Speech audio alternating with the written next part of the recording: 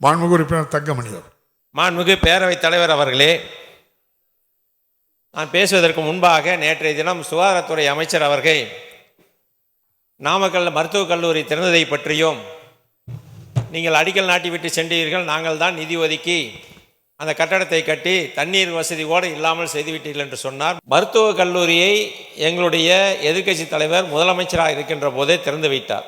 மாண்புமிகு பேரவைத் தலைவர் அவர்களே, அவர் சொல்றாரு திறந்தது முன்னாள் முதலமைச்சர் திறந்தார். இல்லை, மாண்புமிகு நம்முடைய இன்றைய தமிழ்நாட்டின் முதலமைச்சர் தலைமையில் மாண்புமிகு பிரதமர் திறந்து வச்சார். அது தவறான தகவல். ரெண்டாவது, தண்ணீர் அந்த மருத்துவக் கல்லூரிக்கே தண்ணி போதாமல் நகராட்சி கையிலிருந்து தண்ணி வாங்கி கொடுத்து தான் மருத்துவக் கல்லூரி இவ்வளோ நாள் நடத்திட்டு இருந்தோம். மருத்துவமனைக்கு தண்ணி இல்லாத நேரத்தில் இந்த கொங்கு நாடாளுமன்ற உறுப்பினர் தொடர்ச்சியாக அதற்கு கடிதங்கள் கொடுத்து, அது காவேரியிலிருந்து ஒரு 9 கோடி ரூபாய்க்கு திட்ட மதிப்பீடுகள் தயார் பண்ணி அது கடைசியாக 11 கோடியில் முடிஞ்சு இன்றைக்கி தண்ணி எடுத்துகிட்டு வந்து இப்போ தான் ஒரு 6 மாதத்துக்கு முன்னாடி தான் மருத்துவமனைக்கு குடிநீரே வந்தது. இந்த தகவல் தான் நேற்றுக்கு சொன்னோம்.